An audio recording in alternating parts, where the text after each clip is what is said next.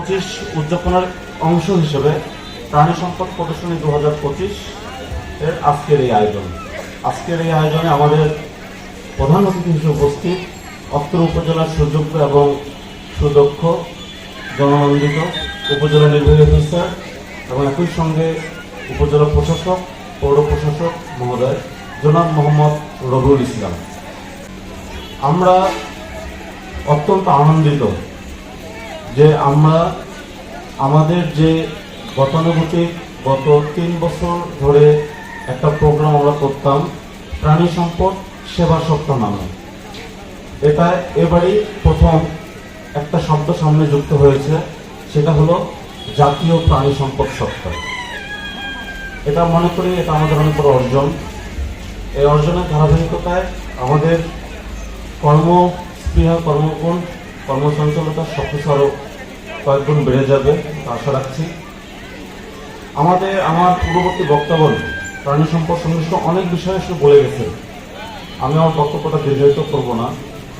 আমাদের যে নিরাপদ প্রাণীর আমিষ যে আমাদের যে মিশন এবং ভিশনে রয়েছে, এটাকে নিয়েই মূলত আমাদের কাজ আমরা করে থাকি।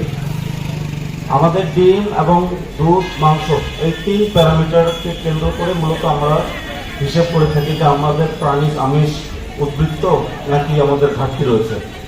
তো আমাদের ডিম, দুধ এবং মাংস 3টাকে যদি বিবেচনায় নেই, তাহলে আমাদের ডিম এবং মাংস বর্তমানে আমাদের উদ্বৃত্ত।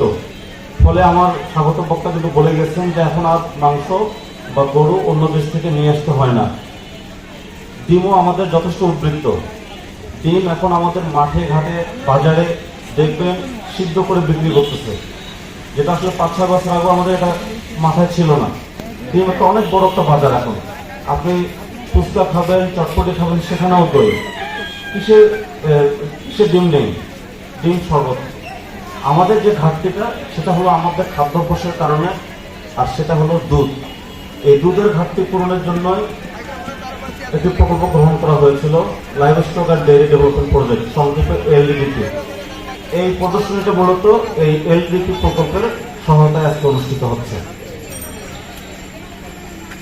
আজকে এই অনুষ্ঠানে আমার যারা প্রিয় খামারি ভাই বোনেরা আসছেন, দূর দূরান্ত থেকে তাদের প্রাণপ্রিয় গরু, ছাগল, হাঁস, মুরগি, পোষা প্রাণী, পাখি নিয়ে আসছেন, তাদেরকে আমি ধন্যবাদ জানাচ্ছি।